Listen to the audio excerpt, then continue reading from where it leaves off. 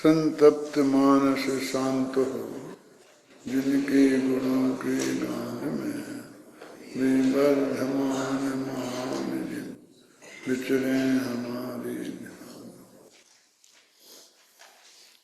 जितनी महत्वपूर्ण 80वीं गाथा थी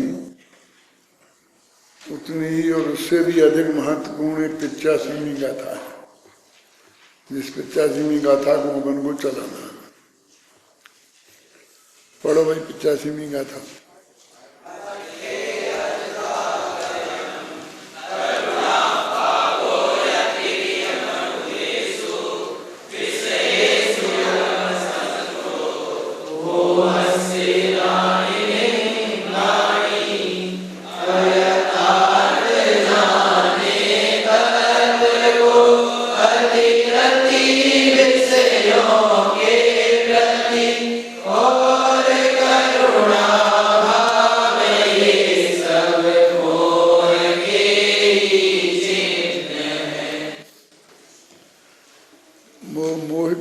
करने की बात 80वीं गाथा में आरंभ की थी, फिर 83वीं गाथा में ये शुरू किया कि वो मोह है क्या। अब जब मोह और राग देश तीनों को मिला दो तो दर्शन मोह और चारित्र मोह दोनों आ जाते हैं। लेकिन यहाँ पर जो मुख्य रूप से बात चल रही है वो दर्शन मोह की चल रही है। उसमें ही ज़्यादा समझ लो कि देशनालब्धि की जरूरत है कि 3 बातों को उन्होंने मोह का चिन्ह बताया है। एक, वस्तु के स्वरूप को सही नहीं जानना, गलत जानना। अभी उन सब बातों का संक्षेप कर दिया। कहीं तो कहा था अरहंत को जाने, फिर कहा अपने आत्मा को जाने, फिर कहा 7 तत्व को जाने। अलग अलग प्रकरण आते हैं ना, तो अलग अलग प्रकरणों में एक एक बात की मुख्यता से और वो बात बताई जाती है कि ये मिथ्यात्व के चिन्ह है, अथवा सम्मा दर्शन इसे कहते हैं कि मिथ्या दर्शन इसे कहते हैं। कोई बता दे कुदेवादिक को पूजना वो मिथ्यात्व है। अब इसी की बात करते हैं। फिर बस देवी दिहाड़ी इसमें क्षेत्रपाल पद्मावती सबको लेके बैठ जाएंगे लंबा लंबा लंबा लंबा हैं, और महीनों निकल सकता है ना उसमें। तो तब तुम लोग भी विद्वान हो गए हो तो तुम भी जानते हो कि निकल सकता है, हैं? सारा न्याय शास्त्र भरा पड़ा है। बस ईश्वरवाद के खंडन में ही महीनों लग सकते हैं भाई समझाने के लिए। और वो मिथ्यात्व तो नहीं है, ऐसी बात तो नहीं। माने वो कोई हम गलत कर रहे हैं, गलत कह रहे हैं, वो भी नहीं है। लेकिन यहाँ पर उन सब चीज़ों को जो तत्व है, 9 तत्व भी तत्व हैं, 7 तत्व भी तत्व हैं, और उनमें एक आत्मा है वो भी तत्व है। हाँ, तो कहते तत्व को अयथार्थ जाने, नहीं जाने वाली बात नहीं है कि जाने ही नहीं। वो तो एक इंद्री से लेके असनी पंचेंद्री तक में हो सकता है कि वो जाने ही नहीं। लेकिन यहाँ जो सैनी पंचेंद्री में इन्होंने एक बात करी ना, जब करुणा की बात करी तो लिखा त्रिय मनुष्येषु, त्रियंचों में और मनुष्यों में देव नारकी क्यों छोड़ दिए। फिर ये तो जीव हैं और लोग के हिसाब से वे भी दुखी हैं। नारकी तो बहुत ही दुखी है, दुख का ही रूप है। तो उन्होंने मनुष्य त्रियंचों को लिया और देवों को भी नहीं लिया। अभी तो अपन ने वर्णन किया देव भी दुखी है, ये वर्णन बहुत बड़ा है। तो भाई नारकी और देव हमारे संपर्क में नहीं आते हैं। हमारे संपर्क में मनुष्य और त्रियंच आते हैं जिनसे हमारा सीधा व्यवहार होता है। तब वो मनुष्य और त्रियंचों में करुणा के भाव को मिथ्यात्व का चिन्ह कहते हैं। तो स्पष्ट रूप से ये बात समझ लो सैनी पंचेंद्रिय मनुष्यों की ही है। बात 2 की गई, त्रियंच मनुष्य, लेकिन समझने समझाने का काम मुख्य रूप से मनुष्यों में ही होता है। वो तो उन पर करुणा करना और उनके करुणा करने को धर्म समझना, वो बात हो सकती, उसमें त्रियंच शामिल हो सकते हैं। लेकिन त्रियंचों को समझाने की बात तो नहीं है ना। कि त्रियंचों को समझाने का कि साहब वो भी समोषण में जाते हैं और तब तो समझ सकते हैं, लेकिन अभी ऐसा विकल्प अपन को तो जीवन में नहीं आने वाला है कि किसी शेर को, गाय को, कुत्ते को, बिल्ली को हमें समझाने जाएं कि भाई पर्द में एकत्व बुद्धि वो मिथ्यात्व है और किसी में करुणा भाव रखना वो मिथ्यात्व है। ये तो मनुष्यों के व्यवहार की ही बात है। माने उसी लेवल से हमको इस बात का निर्णय करना चाहिए। 3 बातें, यथार्थ जाने तत्व को, तो इसके बारे में तो 80वीं गाथा से पूरी चर्चा चल रही है कि वस्तु का स्वरूप यथार्थ क्या है।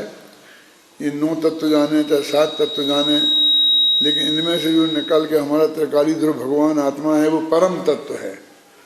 उसे परमात्मा कहें, जब आत्मा तत्व है ना एक, तो परमात्मा कहा तो परम तत्व हो गया ना। तो उसके बारे में सही जानकारी नहीं होना, यथार्थ जाने तत्व को। अब इसमें चारित्र संबंधी बात तो नहीं हो सकती ना शांति जी, इस तत्व को जानने संबंधी बात है। चारित्र में तो जो अंदर में राग द्वेष होंगे और उनकी वजह से जो व्यवहार होगा उसको ले सकते हैं अपन। और दूसरा है अतिरति विषयों के प्रति। अब 5 इंद्रिय विषयों के प्रति अतिरति, अति का क्या मतलब? बहुत। अब बहुत में तो फिर वही हम लगा लेते हैं, जो क्लेश या संबंधी बात आती है वो हम लगा लेते हैं बहुत बहुत में, मंदता और तीव्रता संबंधी जो बात आती है। लेकिन वो कहते हैं कि विषयों में सुख बुद्धि, वो भी मतलब मिथ्यात्व का ही चिन्ह है। ये जो बता रहे मिथ्यात्व के चिन्ह हैं। और जो दया भाव, ये बहुत ऐसा विषय है कि समझना बहुत आवश्यक है और ये लोक में बहुत ही माने ऐसा है कि एक एक शब्द संभल के बोलने की जरूरत है। दिक्कत ये है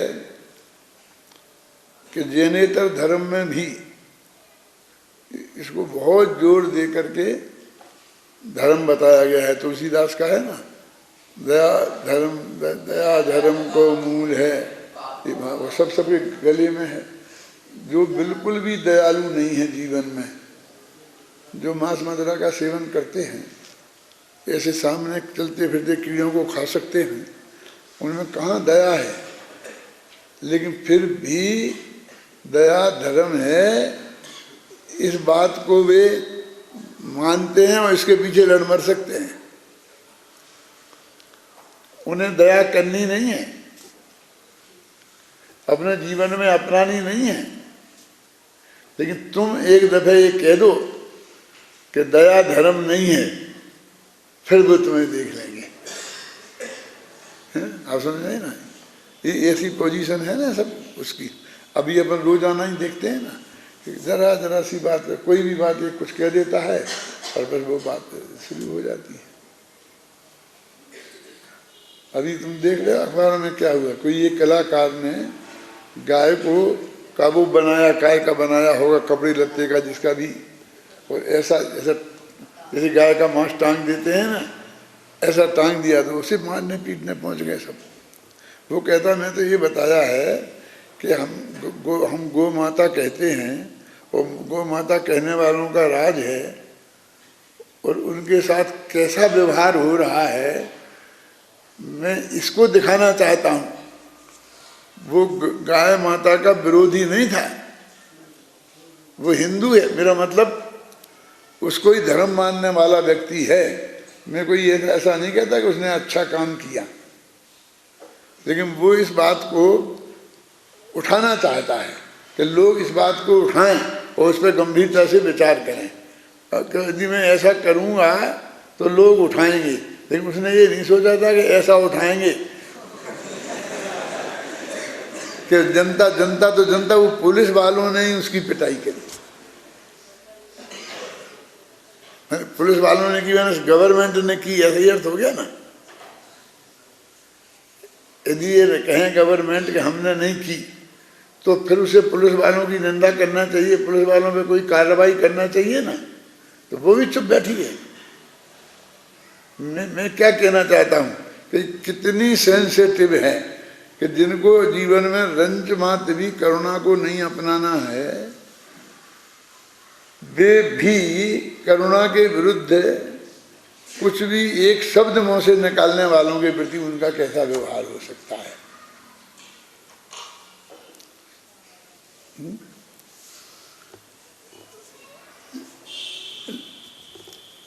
हमारे आचार्यों ने भी, जयसेनाचार्य ने, उस वक्त भी ये समस्या उनके सामने आई होगी।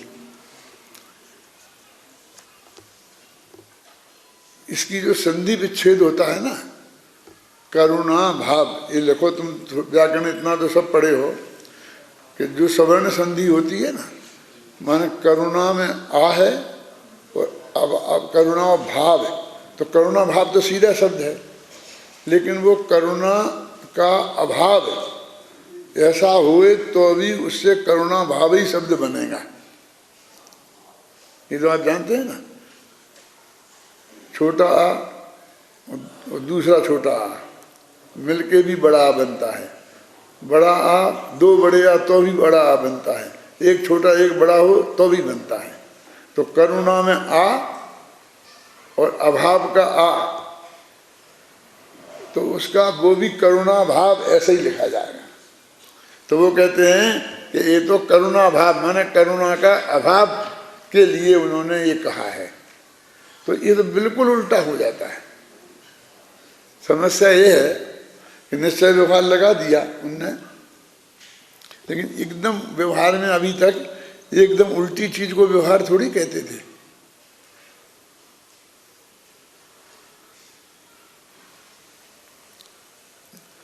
अभिनंदन जी, मैं बहुत गंभीरता से बात कह रहा हूँ। अपन भगवान की पूजा भक्ति सब अपन करते हैं, तो जो चीज अपन ने तत्व ज्ञान में पढ़ ली, और जैसी ये करुणा भाव की बात है ना शांति जी, इसके विरुद्ध, बिल्कुल विरुद्ध है।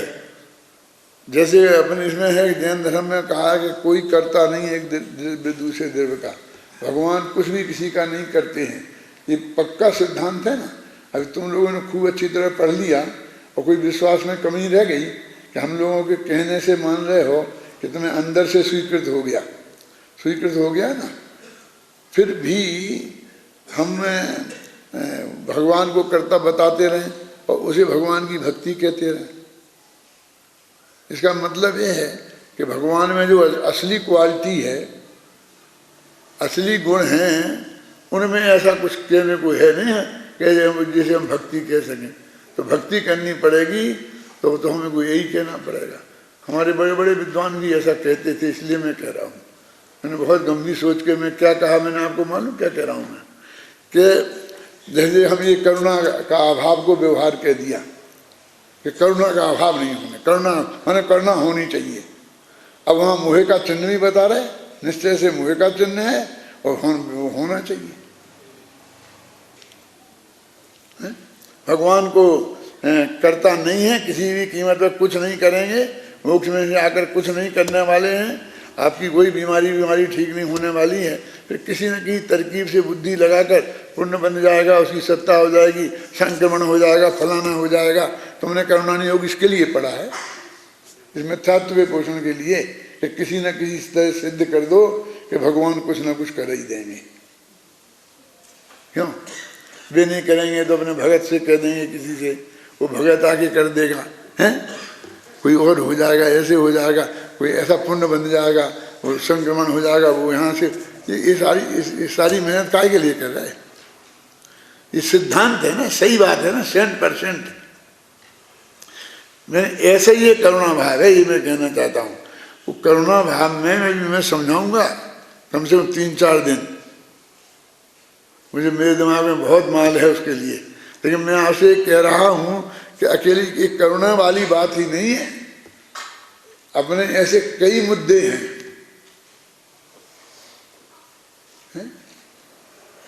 कई मुद्दे हैं माने कि जो हम बिल्कुल उल्टा, जो सिद्धांत बिल्कुल सही है। क्या सचमुच ये पोजीशन है कि हम भगवान की भक्ति करें, कोई पूजा लिखें, कोई विधान लिखें, कुछ भी करें, तो जो असली गुण हैं भगवान में, उन असली गुणों के आधार पर उनकी भक्ति नहीं की जा सकती। उन असली में ऐसा कोई गुण नहीं है कि जिसे बता करके हम भगवान के प्रति अपना सद्भाव प्रकट कर सकें। हमें तुम में समझो कि साहब इनकी बहुत अच्छा किया, हम तो जब आए, जब हमें खाना खिलाया, बढ़िया खिलाया, बहुत प्रेम से बोला, ये किया ये किया, बस यही बातें हैं। कोई ऐसी क्वालिटी नहीं है कि जिस क्वालिटी को हम बताकर उसकी प्रशंसा कर सकें किसी भी व्यक्ति की। परमात्मा समझे मैं क्या कह रहा हूँ? माने जो सच्चा गुण है, ये कोई गुण थोड़ी है तो उन्होंने हमें भोजन को बुला लिया, कि उन्होंने हमसे ये कह दिया कि हम रेल में जा रहे थे तो रेल में वहाँ से बैठे थे तो उन्होंने कह दिया अपनी जगह खाली करके हमें बगल में बैठा लिया है। क्या हमारे सिर में दर्द हो गया था तो उन्होंने एक दवाई ने कहा कि हमें लगा दी थी, हमारे पैर दबा दिए थे। मतलब इनकी कहाँ जरूरत है?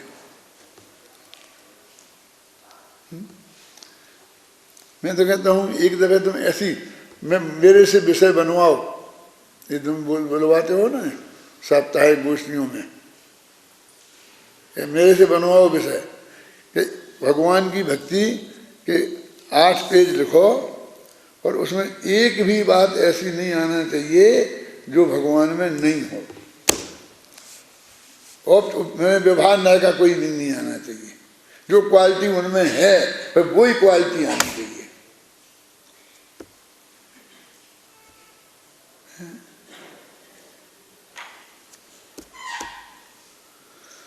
नहीं, अन्यथा जो जीवन में कैसे आएगा? मैं 24 घंटा ये सोचता हूँ मैं कि जीवन में क्यों नहीं आता है तो कैसे आए, इसका कुछ उपाय होगा ना। अब वो ये कह रहे कि जब समय सार में भी 16 गाथाएं हैं कि आयु कर्म के उदय से जिंदा रहता है, आयु कर्म के क्षय से मरता है, कोई किसी को मार जला नहीं सकता है, कोई किसी को सुखी दुखी नहीं कर सकता है। तो उसके बाद वो सिद्धांत में यदि हमारी पक्की श्रद्धा हो गई तो फिर उसके लिए फिर करुणा के लिए कहाँ जगह रहता है? वैसे तो बहुत स्थूल है बात। आचार्य रामचंद्र शुक्ल ने लिखा है, एक करुणा नाम से ही लेख लिखा है, वो भी 10-20 पेज का होगा, और उसमें भी ये स्पष्ट किया, उनने परिभाषा जो बनाई अपनी तरफ से। अपन लोग तो कहते शास्त्रों में लिखी हैं, वो बताते हैं कि दूसरे के दुखों को देखकर उसे दूर करने के विकल्प पूर्वक जो दुख हमारी आत्मा में होता है उसे करुणा कहते हैं। फिर कहता हूं एक दफे ध्यान से सुनना, दूसरों को के दुख को देखकर उसे दूर करने के विकल्प पूर्वक जो दुख हमें होता है उस दुख का नाम करुणा है। करुणा दुख का नाम है, करुणा सुख का नाम नहीं है, ना हमारे ना उसके। हमारे हृदय में जो दुख हुआ ना वो दूर करने के विकल्प पूर्वक, क्योंकि उनके यहाँ तो वही मर्यादा है ना कि बचाने का भाव उनको आया अंदर में तो भी उसे करुणा कहते हैं। और अभी अपने यहाँ तुझे आया कि वो बचा ही नहीं सकता। मुनिराज जंगल में बैठे हैं और वहाँ जितने भी जंगल का कानून चलता है, जितने भी जीव हैं वो एक दूसरे मार के खा रहे हैं। 90% शाकाहारी तो बहुत कम हैं, और शाकाहारी भी हैं तो उन्हें मार मार के वे मांसाहारी खा रहे हैं। दिन न रात वो हो रहा है ना, तो वे क्या करें उनको मुनिराज को उनके पे करुणा तो आएगी ना। तो उन्हें क्या करना चाहिए? चुपचाप देखते रहे तो अब भी हाल पे इसको तो नहीं मानने वाले। वो आचार्य रामचंद्र शुक्ल मानने वाले नहीं है, ये समाज मानने वाला नहीं है।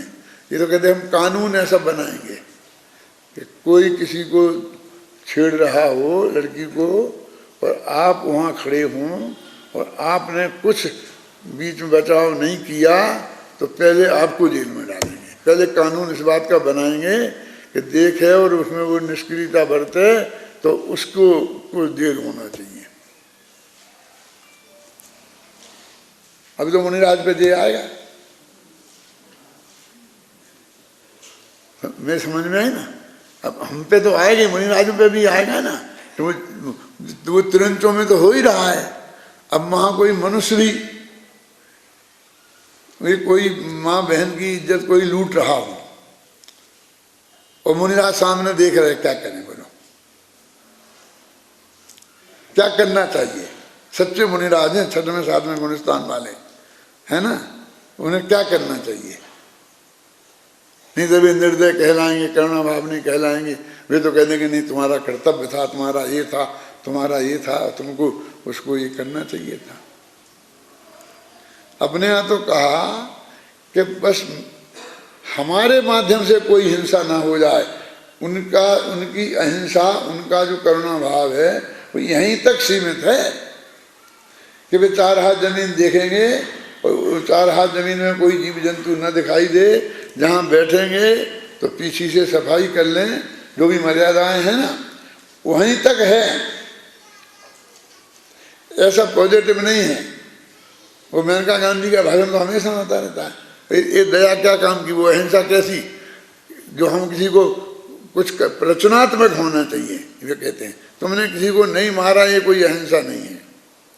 वो रागादिक की उत्पत्ति नहीं होना, उसे तो कौन पूछता है। हमें दौड़ दौड़ के हमें बचाना चाहिए। अब किनको तक बचाना चाहिए, किनको तक बचाना चाहिए? मेरे कहने का मतलब हमारे जैन दर्शन के जो फंडामेंटल हैं, जैसे कि एक तो ये अभी करुणा भाव की बात आ रही है पर, और एक वही मैं कह रहा हूँ कि हम मार जला नहीं सकते, वो बहुत बड़ा है। कोई द्रव्य दूसरे द्रव्य का करता धरता नहीं है। ये जैन दर्शन का फंडामेंटल है ना। तो एक आध स्तुति ऐसी करो ना, मुझे बहुत आनंद आएगा कि जिसमें भगवान के ऐसे ही गुणों का वर्णन हो, ऐसा पूजा विधान बने। कोई विकल्प मुझे आएगा तो अभी मेरी ज़्यादा जिंदगी दिखती नहीं है, कोई होगी और कहीं लाएगा तो मैं बनाऊंगा भी। तब फिर मेरे पीछे पड़ जाओगे तुम लोग, दिक्कत ये है? लेकिन विकल्प आता है कि जिसमें जो वास्तविक गुण हैं उन गुणों की हम चर्चा करें। हम कितने कमजोर हैं। अरहंत के 46 गुण हैं, तो हम उसमें असलियत उनमें 4 ही देख पाए। हमें 36 38 में कितना हो जाएंगे, 40 में से 42 ऐसे बाहर के तोपना पड़े बिना मतलब के। छत्र लग रहे हैं माथे पे, एक कमंडल लग रहा है, ये रखा, ये भी उनके गुणों में शामिल कर दिया है? समझ गए ना? कहाँ हम कितने गुण हम कर सकते हैं जो उनमें वास्तविक होना चाहिए, पॉजिटिव होना चाहिए। अनंत गुण हैं, लेकिन हमारी पकड़ में नहीं है। हम सोचते नहीं है, यहाँ जाकर के फिर यही बातें यहीं से कहीं से जुड़ जाते हैं। कहीं ना कोई ऐसा हम आधार बना लेते हैं और उस आधार से फिर हमारा सारा काम हो जाता है। मैंने ऐसे शुद्ध बिल्कुल ऐसा स्वरूप हो गए, ख्याल में आई ना, तो वो बात नहीं होना चाहिए। देखो मैं इसे पढ़ता हूँ थोड़ा। पदार्थों का यथार्थ ग्रहण, तिरंच और मनुष्यों के प्रति करुणा भाव तथा विषयों का प्रसंग और इष्ट विषयों के प्रति प्रेम और अनिष्ट विषयों के प्रति द्वेष, ये सब मोह के चिन्ह हैं। ये मोह के एवं दर्शन मोह की दृष्टि से ही विचार करें। इसमें चारित्र मोह की बात तो सिर्फ जो अंत में लिखे ना, राग और द्वेष, तो ये आएंगे, है ना। 5 इंद्रियों के विषय भी आप कहोगे आएंगे। 5 इंद्रियों के मतलब अपनी यहाँ तो भी मान्यता की बात है कि हम उस को 5 इंद्रियों के विषयों में सुख है कि नहीं। तो हमें तो ये है ही नहीं बिल्कुल। अभी अपन ने प्रवचन सार कितना पढ़ा, उसमें से इसकी कितनी धुनाई हुई है? तो इसके बाद ये मेन फंडामेंटल तो आना चाहिए ना हमारे सामने, बिल्कुल स्पष्ट। पदार्थों की यथार्थ प्रतिपत्ति तथा त्रियंच और मनुष्यों के प्रेक्षा योग्य होने पर भी उनके प्रति करुणा बुद्धि से मोह को, इष्ट विषयों की आसक्ति से राग को, अनिष्ट विषयों की अप्रीति से द्वेष को, इस प्रकार तीनों चिन्हों से तीन प्रकार के मोह को पहचान कर उत्पन्न होते ही नष्ट कर देना चाहिए। ये तीन प्रकार के चिन्ह और तीन प्रकार के मोह, तो इसमें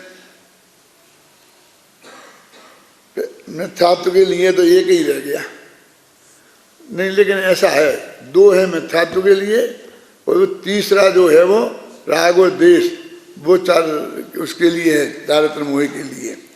कि इन दो को हमको ये आचार्य कहना चाहते हैं। वैसे तो आचार्य जयसेन तात्पर्य वृत्ति में इस गाथा के भाव को आचार्य अमृतचंद की तत्व प्रदीपिका के समान ही स्पष्ट करते हैं, फिर भी वे करुणा भाव शब्द का अर्थ निश्चय से करुणा भाव और व्यवहार से करुणा का अभाव इस प्रकार दो प्रकार से करते हैं। अब इस पे अपन पढ़ेंगे पूरा अच्छी तरह से और बहुत गंभीरता से चर्चा करेंगे, क्योंकि निर्णय तो करना है। यदि आत्मा का कल्याण करना है तो जगत के सामने कितना प्रस्तुत करना और कितना प्रस्तुत नहीं करना वो अलग बात है, लेकिन निर्णय तो हमें करना है ना। अब जो श्रद्धा के लेवल पे दो बातें आई कि करुणा भाव और तत्वों की यथार्थ प्रतिपत्ति, तो यथार्थ प्रतिपत्ति तो करना है ना। तो देवशास्त्र गुरु भी तत्व हैं। कैसे तत्व हैं? देव सच्चे देव जीव तत्व हैं, और मोक्ष मोक्ष तत्व है, सिद्ध उनका सिद्ध होना, अनंत सिद्ध होना, ये मोक्ष तत्व है। मतलब हमको उनके बारे में भी निर्णय तो करना है, सर्वज्ञता के बारे में भी निर्णय करना है, एक दूसरे के कर्तृत्व के बारे में भी निर्णय करना है। अभी सवाल इसका नहीं है कि हमें करुणा करना चाहिए कि नहीं, सारी बहस इस बात पे होती है। इसमें मैंने ही बार बार प्रश्न उठाया है कि तुम तो हमें ये बता दो कि अब करुणा करेंगे नहीं करें, और फिर मुनिराज 4 हाथ जमीन देख के क्यों चलते हैं? आप समझ गए ना कि करुणा करें कि नहीं करें। लेकिन ये मूल प्रश्न ही नहीं है। मूल प्रश्न ये है जो इनने दिया कि त्रियंच और मनुष्य, हमारा इनसे क्या संबंध था। एक किताब है, उसमें पढ़ो जरा। मनुष्यों के प्रेक्षा योग्य होने पर भी लिखा, उनके प्रति करुणा बुद्धि को मुँह से वे कैसे हैं? प्रेक्षा योग्य हैं। प्रेक्षा योग्य हैं माने जानने के योग्य हैं। हमने उनके साथ आपके संबंध को सिर्फ जानने तक सीमित किया है। परद्रव्य के साथ अनंत अनंत परद्रव्य है ना, उनके साथ आत्मा का संबंध सिर्फ और सिर्फ जानने का है। कि क्यों जोड़ रहे साहब आप जानने का? अपने यहाँ एक ऐसा ग्रुप है जो ये कहता है नहीं जानने का भी नहीं जोड़ो, लेकिन हमने नहीं जोड़ा है, वो जुड़ा हुआ है। क्योंकि आत्मा सुपर प्रकाशक है, उसका ज्ञान गुण है, उसमें स्व और पर दोनों को जानने का स्वभाव है उसका, और किसी गुण का ऐसा स्वभाव नहीं है। तो कर्ता कर्म जो गुण है ना, कर्ता धर्म, ये जो है कर्म धर्म, करण धर्म, संप्रदान, अपादान, उस 6 कारक वाली शक्तियां हैं ना, वे सब वो संबंध ही नहीं है हमारे। माने हमारा उसके साथ वे सिर्फ प्रेक्षा योग्य हैं। अब हमने प्रेक्षा योग्य हैं माने उनको देखना जानना, इनमें कोई अधर्म नहीं है, उनमें धर्म है ऐसा मैं नहीं कहना चाहता हूँ। है तो बात ऐसी कि वे हमारे परीक्षा योग्य हैं, ऐसा लिखा है ना। हमको उनके प्रति जानने में भी अरुचि होना, ये वस्तु के स्वरूप की अस्वीकृति है। तो वे परीक्षा योग्य हैं और हमने उन्हें करुणा के योग्य माना है। अभी तो हम, उनने तो करुणा किन पे बोली? मनुष्य त्रिंचों पे। हम तो अरहंत भगवान पे करुणा करने लग गए, सिद्ध भगवान पे करुणा करने लग गए। देखो भगवान बेचारे बिना ही परीक्षा के बैठे रहे। ये तो सोचना चाहिए ना अपन को है? हम नहीं हो ना, हम तो भगवान बिना पूजा के बैठे रहे। उन पूजा करने वालों को छाती ठोक कर ये करते जब आप सुनते हैं तो उनको कितना गौरव होता है। क्यों? माने भगवान क्या क्या है, अपना संबंध उनसे क्या है? बोलो मैं क्या कह रहा हूं, क्या है, कौन सा संबंध है? वे परीक्षा योग्य हैं, समझ में आई? वे सिर्फ हमारे ज्ञान के गे बनने योग्य हैं। वो तो हमने आज तक बनाया नहीं, उनका पूरा सही स्वरूप नहीं जाना, तो हमने पूरा सही परीक्षण कहाँ किया है? इसमें ये शब्द अमृतचंद का है कि वो हमारा उसके साथ, किनका? सारे त्रिंचों और सारे मनुष्यों का, देव और नारकी छोड़ दिए, क्योंकि हमें वे करुणा करने के लिए मिलने वाले नहीं हैं कि जब हम उन पर दया करें, उन्हें कोई पीट रहा हो और हम उन्हें कुछ में बचा लें, वे भूखे हों और हम 2 रोटी उन्हें खिला दें। क्यों? ऐसा मौका हमें कभी मिलने वाला नहीं है, न देवों के साथ और न नारकियों के साथ। क्या? लेकिन मनुष्यों और त्रिंचों में ये हमारा संपर्क है। तो मनुष्यों और त्रिंचों के साथ हमारा संपर्क क्या क्या है वास्तविक? क्या हम दया करें कि नहीं करें? गाय भूखी हो तो उसे घास डालें कि नहीं डालें? मैं ये कह करके कि हम इस बात के विरोधी हैं कि घास डालो, ये बात बिल्कुल सही नहीं है। हम नहीं है उसके विरोधी बिल्कुल, बल्कि उनकी बिल्कुल उचित व्यवस्था होनी चाहिए। मेरे कहने का मतलब, कोई भी आदमी को भूखे नहीं सोना चाहिए। ये गवर्नमेंट की ड्यूटी है कि हर जिसके पास खाने की व्यवस्था नहीं उसकी वो व्यवस्था करे। हमारी भी ये ड्यूटी है कि हमारी जानकारी में हमारे आसपास इर्द गिर्द यदि कोई आदमी ऐसा बैठा हो तो वो पूरी व्यवस्था का विकल्प हमें आना चाहिए।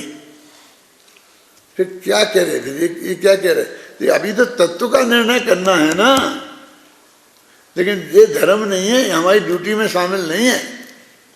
क्या? ये तो हमारी भूमिका की कमजोरी के कारण ऐसा विकल्प हमें, गुरुदेव की भाषा में कहें तो आए बिना रहेगा नहीं, बस खत्म।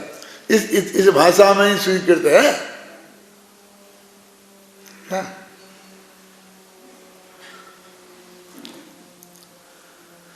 ये उपदेश कोई देने लायक है कि हर बच्चे को, उसका 2-3 महीने का बच्चा हो माँ का, तो उस माँ को जब वो रोए तो उसे उठा लेना चाहिए, उसको भूखा हो तो उसके खाने पीने की व्यवस्था कर देना चाहिए, दूध पिला देना चाहिए, उसकी सब ये उपदेश देने की जरूरत है।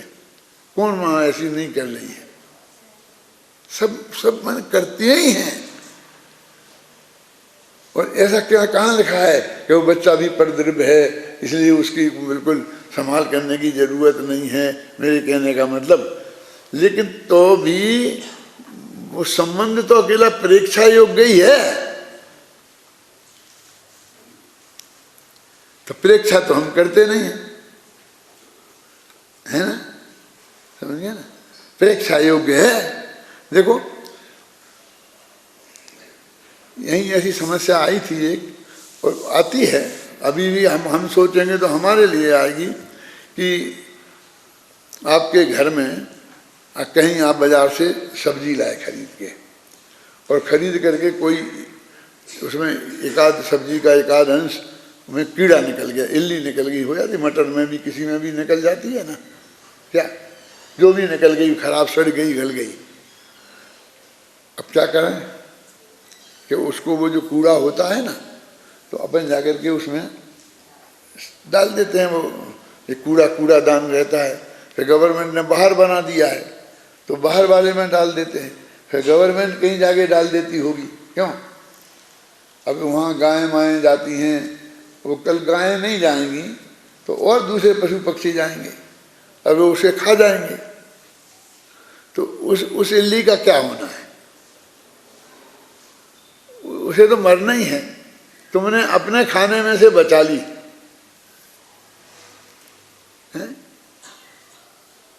तो ये नहीं, उसमें नहीं डालना चाहिए। तो बताओ कहाँ डालना चाहिए है? उसका क्या करना चाहिए? मैं एक सच्ची समस्या आपको बताता हूँ। मैं जानता हूँ कि ये सारी टीवी पे जाएगी, सारे हिंदुस्तान में जाएगी, लेकिन जाने दो। लेकिन बहुत मार्मिक बात है। किसी ने मेरे से ऐसा कहा था कि सोनगढ़ में जो आपकी किताबें थीं, वो किताबें वहाँ से निकाल के फेंक दी गई। तो मैंने कहा भाई ऐसा तो नहीं हो सकता है। उनने नहीं, ऐसा मैं नहीं मानता। तो मैं जो गहराई में गया तो क्या पता चला कि उनकी बहुत किताबों में बहुत दीमक लग गई। उसमें कुछ अपनी भी होंगी और भी थी, उनकी मतलब खुद की भी थी और दूसरे से आई हुई थी। तो वे क्या करें इनका, बताओ आप। ये किताबें हैं, अब इनको इनमें बहुत दीमक लगी हुई है। यदि इनको धूप में डालते हैं तो वहाँ मरती हैं, पानी में डालते हैं तो वहाँ मरती हैं, जमीन में गाड़ते हैं तो वहाँ मरती हैं। हम अब इनकी रक्षा कैसे कर सकते हैं? हम तो यहाँ से हमारे माध्यम से उनका घात नहीं हो।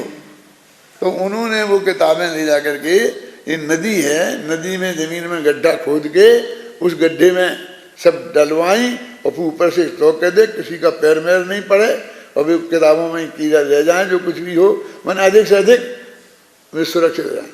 तो मेरे से कहा, तो मैंने कहा भैया बताओ तुम क्या करते? हम क्या करते बताइए? पहले से हम सावधानी रखें।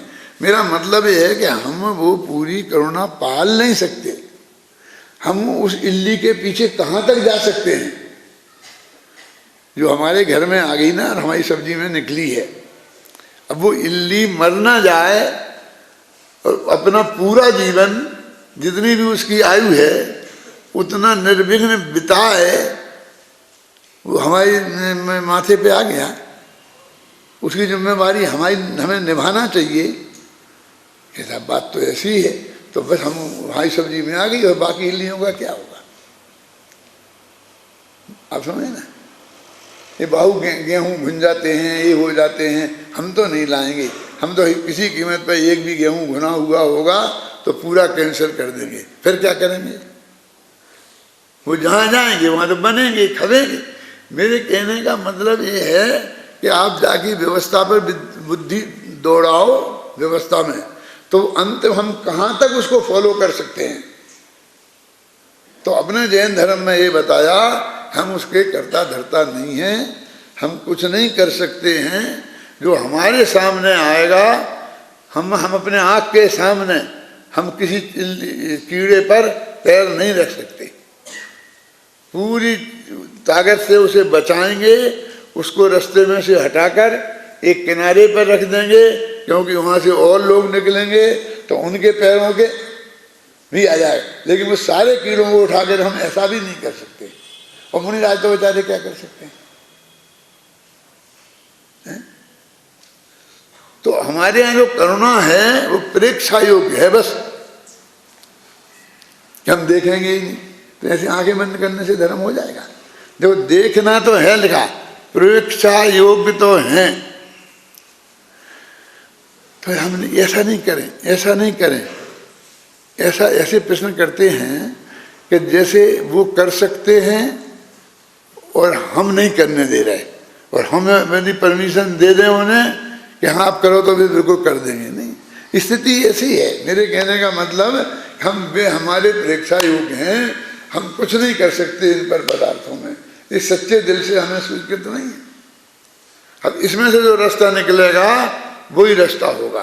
तो जो आप ये समझते हैं कि जब हम ये कहते हैं कि दया, हम ऐसा माने कि हम इन जीवों को बचा सकते हैं, तो ये मिथ्यात्व है, अनंत संसार का कारण है कि नरक निगोद में जाओगे तो कहते जब तुम ये मानते ही नहीं हो कि हम उन्हें बचा सकते तो तुम बचाओगे क्या? वो सामने वाला है ऐसा कहता है। इसलिए तुम हिंसा के पोषक हो। हिंसा के पोषक नहीं है हम। ये कैसा जैन धर्म है, कैसा विचित्र धर्म है कि हम जो कर ही नहीं सकते, हम इस बात तत्व को नहीं समझे, इसको हम स्वीकार नहीं करें। वस्तु स्वरूप है, इसको तुम भी स्वीकार करना पड़ेगा कि जो सब मनुष्य और त्रयंच सभी एक इंद्री दो इंद्री से लेकर अनंत भगवान तक, सिद्ध भगवान तक भी, ये सब हमारे परीक्षा योग्य हैं। वे हमारे ज्ञान के गेय हैं। वे जो हमारा जो वो है ना चारित्र गुण, तो ये जो उस चारित्र गुण के माध्यम से जो भी व्यवहार होता है, या वो राग रूप होता है या वो देश रूप होता है, करुणा भाव भी है, वो भी राग रूप व्यवहार है। समझ में आई ना? वो कर नहीं सकते हैं, वो एक अलग बात है शांति जी। लेकिन जो विकल्प आएगा अपन को उसे बचाने का, वो चारित्र में जाएगा। चारित्र में, चारित्र में धर्म नहीं हो जाएगा, चारित्र गुण की पर्याय में जाएगा। वो चारित्र गुण की पर्याय 25 कसाएं हैं। हम चारित्र में जाएगा तो हमको होता है बहुत अच्छा है, क्यों? चारित्र में जाएगा तो उससे हमें मोक्ष हो जाएगा। अभी ये क्यों भूल जा रहे कि राग देश भी चारित्र गुण की पर्याय है, विकारी, और 25 कसाएं भी चारित्र गुण की पर्याय हैं। तो जो ये करुणा भाव है वो वीतराग भाव में नहीं जाएगा, वो राग भाव में जाएगा। और राग भाव तो 13 कसाय में से कोई ना कोई एक कसाय होगी। कौन सी 13?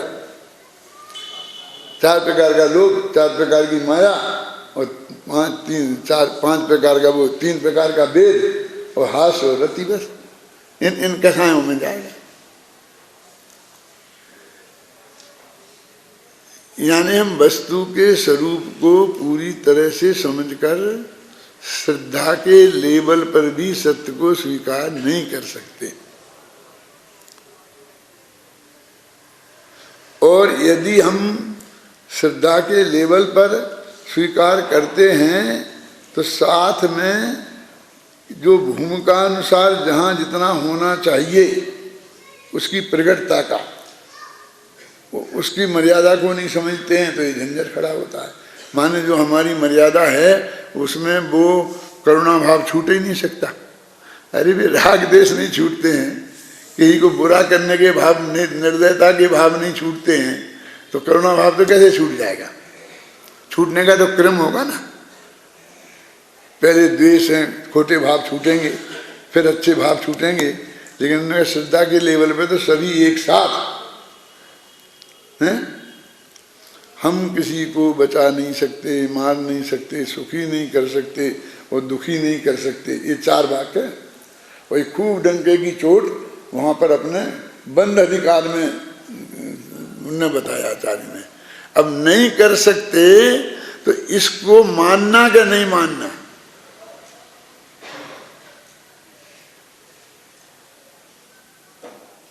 यदि हमारा धर्म की कोई भी भूमिका होगी, सुनना, माने 4था गुणस्थान होगा, 5वां गुणस्थान होगा, 6वां 7वां गुणस्थान होगा, तो उसमें जिस सीमा और जिस लेवल का ये राग छूटता है और जिस लेवल का रहता है वो छूटेगा भी और वो रहेगा भी।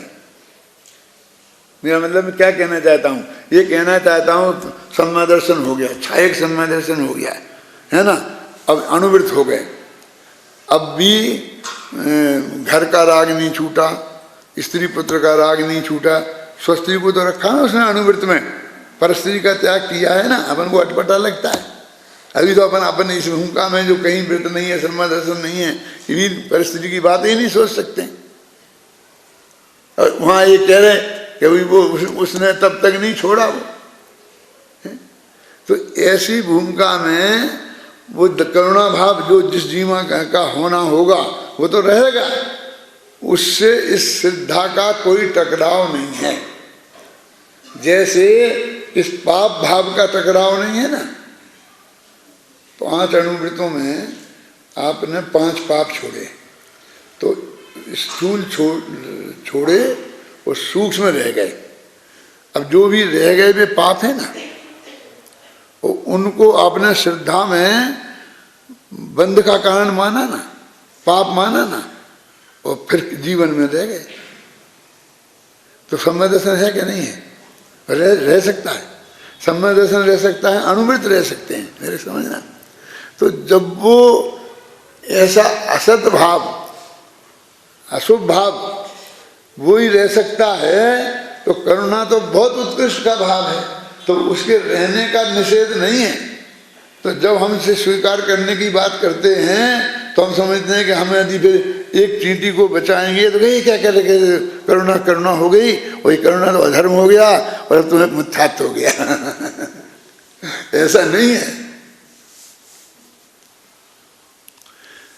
सचमुच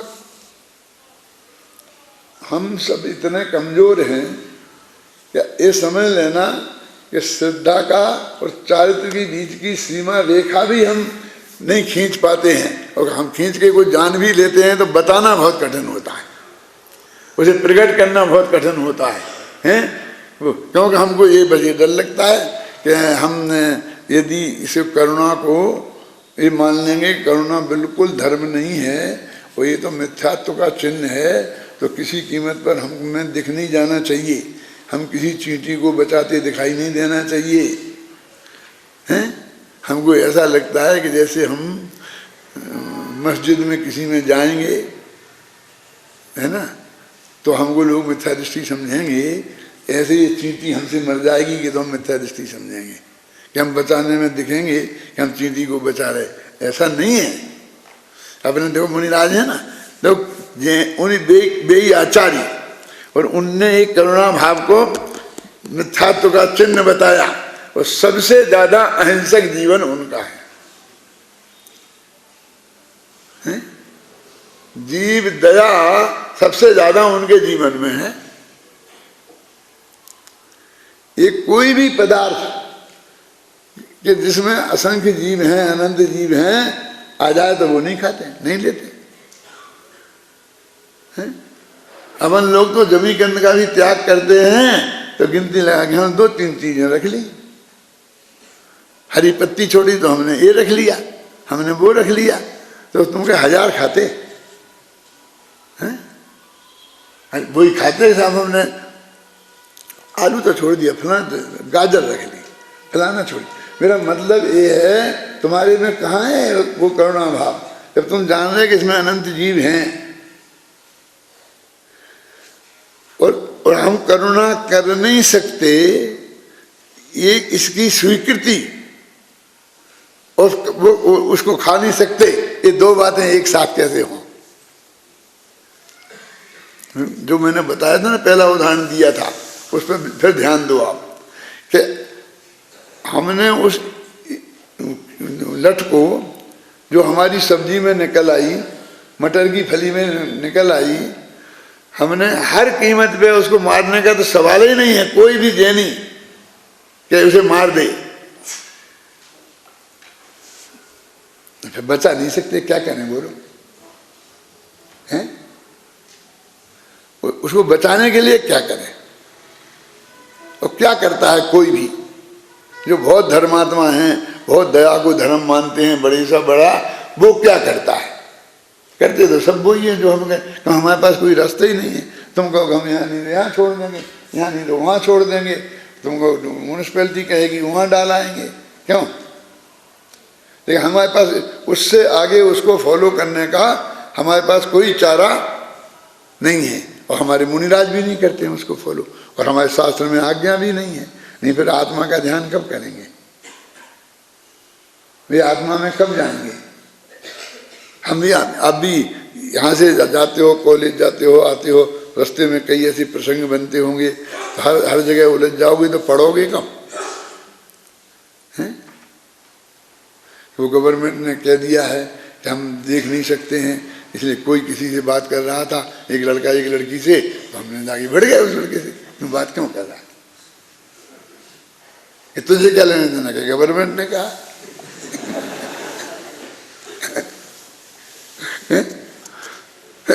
मतलब दया के मामले में आप समझो उस बात को कि वो सीमा रेखा हमारे ख्याल में आना चाहिए, नहीं आएगी तो हम सच्चे धर्मात्मा नहीं बन पाएंगे।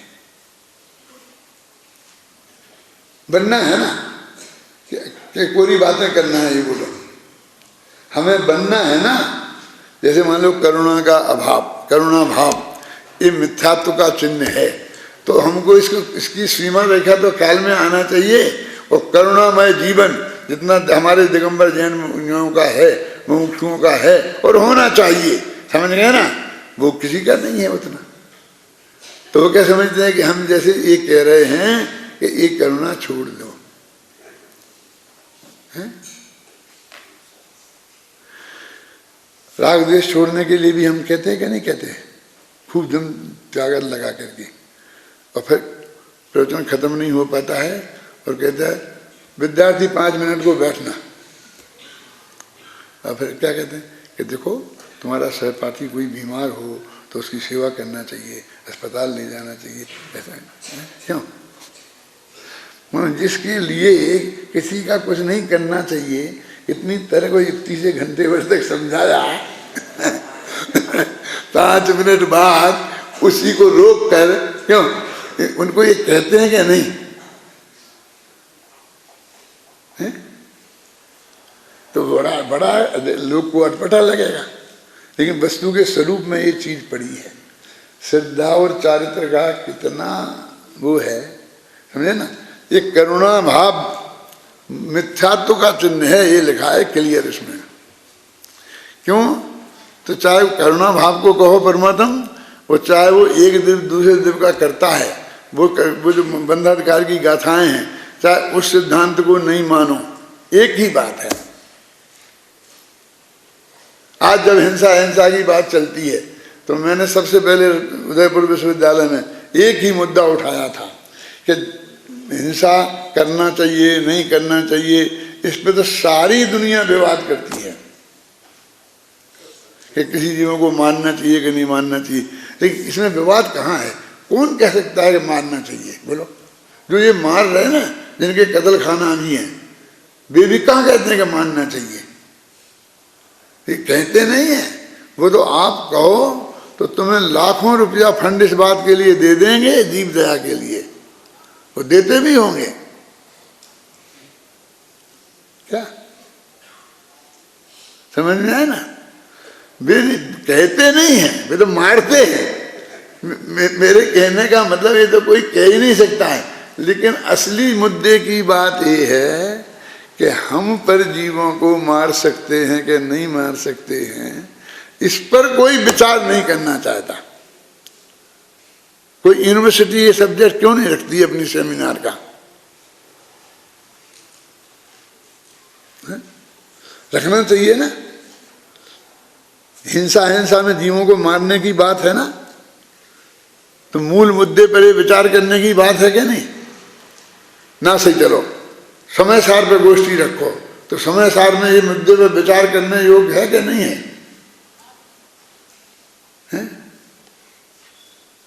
ये सब ने समय सार उठा लिया है और सब समय सार पे प्रवचन करने लग गए हैं, तो उनसे जाके कहो कि एक इसमें जो पढ़ो एक क्या लिखा है, क्योंकि नहीं वो तो लिखा है निश्चय से लिखा, व्यवहार से तो वही करना है, व्यवहार से तो वही करना है, बस ये तो निश्चय से लिखा है, ऐसा कह देंगे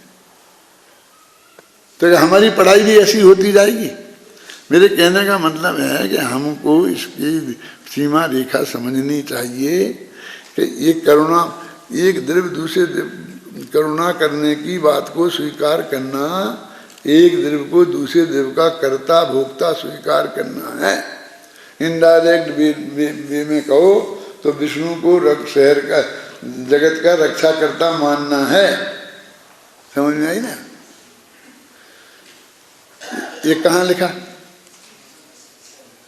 तेरी जबान पे आ गया, बोल कहाँ लिखा है? सर्वशुद्ध ज्ञान अधिकार में ऐसा ये गाथा आती है कि जो मुनिराज ऐसा कहते हैं कि मैं ईर्ष्या समझ पूर्वक चलता हुआ जीवों की रक्षा करता हूँ, वो एक रथा पुरुष शब्द डाला है। रथा पुरुष जानते हो? गली में चलने वाला भी कोई भी आदमी, जहाँ रथ चलता है ना, माने ऐसा रास्ता जिसमें रथ चलते हों, माने बड़ी बड़ी गाड़ियाँ जाती हों, ट्रक चले जाते हों आज की भाषा में, उस पर चलने वाला कोई भी आदमी, बिल्कुल ऐरा गहरा नत्थू खैरा शुद्ध हिंदी में, वो भी जो ये कहता है कि ईश्वर जगत का करता है, वो जगत का रक्षा करता है, उन दोनों में कुछ भी अंतर नहीं है। बोलो, गाथा याद है?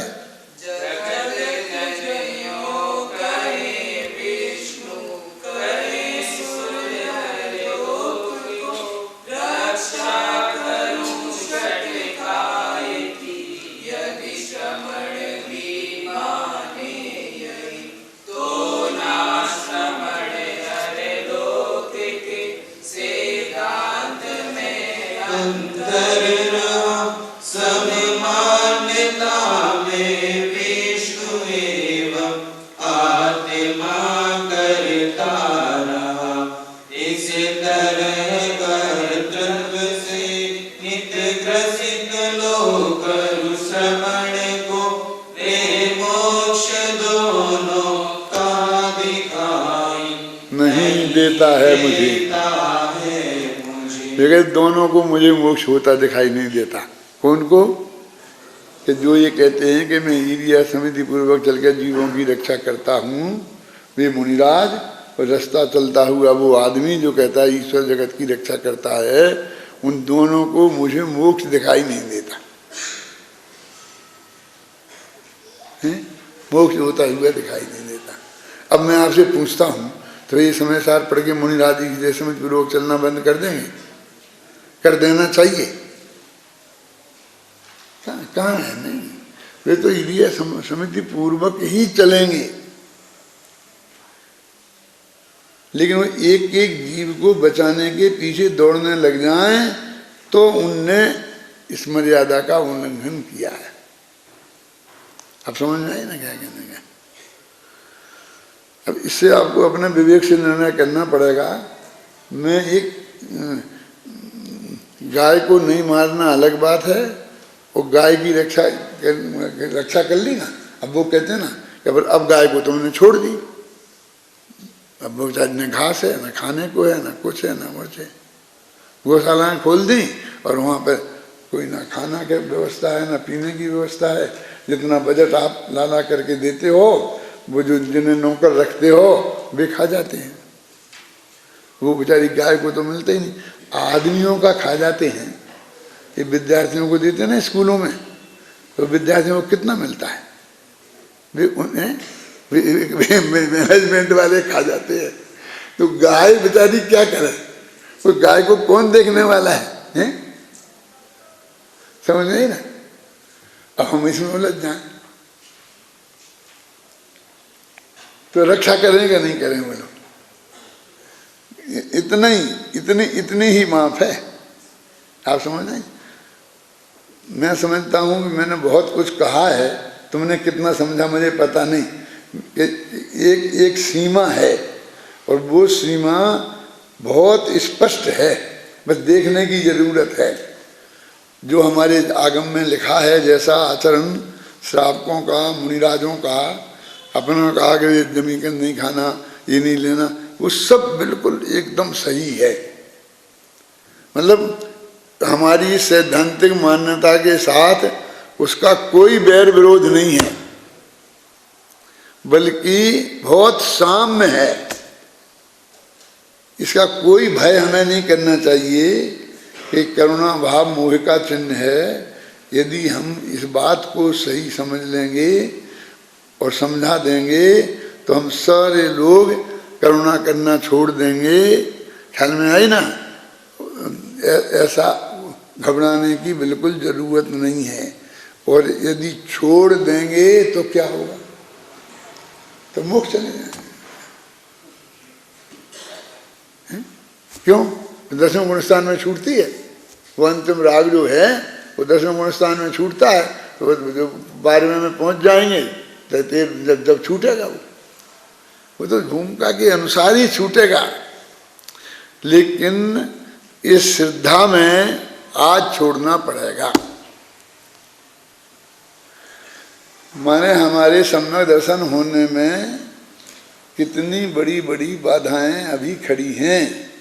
अभी हम ये समझने लग गए हैं कि ये समझ लिया वो समझ लिया, अब हमको थोड़ा ये व्रत ले लेना चाहिए, ये कर लेना चाहिए। हमारा वैसे तो अपनी जैन समाज का, मुमुक्षु समाज का, तुम विद्यार्थियों का भी जीवन बहुत शुद्ध सात्विक है। ऐसा कोई जीवन है नहीं कि तुम यदि एक आध दो प्रतिमा भी ले लो ना तो कोई बहुत बड़ा परिवर्तन आने वाला नहीं है। इससे ज्यादा शुद्ध आचरण नहीं होता है। नहीं, जो हैं उनका भी नहीं चलता, मेरे समझ गए ना। और अब धीरे धीरे जिन्हें वो ब्रह्मचारी होकर के रह गए ना, वे भी धीरे धीरे इसी लेवल पे आ गए कि जो नहीं पलता वो नहीं पलता। जैसे कि कुएं का पानी, अब उसमें कुएं में इतने जीव हो गए कि वो पानी नहीं रहा, जीव ही जीव हो गए, है ना? है? अब वो नहीं पलता उनका, तो तुम्हारा नहीं पलता, तो तुम्हारा नहीं है तो उनका भी नहीं पलता। वो भी हमारे अन्ना जी हैं, ऐसे लोग आखिरकार धीरे धीरे फिर इसका उसका बहुत कंधे पे घड़ा रख रख करके धर्म किया, लेकिन कितना पड़ा है, अंत में रह गया है? क्या होता है? मेरे कहने का मतलब ये है कि वो बिल्कुल सात्विक जीवन है, उसमें बिल्कुल भी विकल्प करने की जरूरत नहीं है।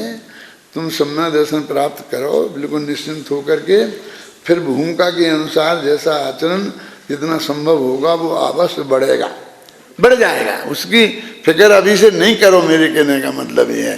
लेकिन उसके डर के मारे इसे ही स्वीकार नहीं करो। एक करुणा भाव मोह का चिन्ह है। इसमें ये कहना चाहते हैं कि एक दूसरे को सुखी दुखी कर सकता है, मार दिला सकता है, ये झूठी मान्यता छोड़ो। ये कह रहे, ये छोड़ोगे तब ये सिद्धांत समझ में आया कहलाएगा। क्या वही जो 16 गाथाएं हैं, कितनी गाथाएं हैं बंद अधिकार की, वो गाथाओं में जो तत्व ज्ञान बताया है, मैंने तो उन गाथाओं पर विदेश में सैकड़ों व्याख्यान किए। 2-4 साल तो लगातार हर गांव में वही विषय चलाया और फिर करके किया। ऐसा सब जानते हैं, ऐसा नहीं समझना कि तुम ही लोग समझते हो। मेरे श्रोता जितने विदेश में हैं, और वे कम से कम 200-300 तो होंगे पक्के तुम जैसे ही, और कच्चे तो बहुत होंगे। वो सब इतनी सब बातें समझते हैं, माने इतने तत्व की गहराई को वो समझते हैं।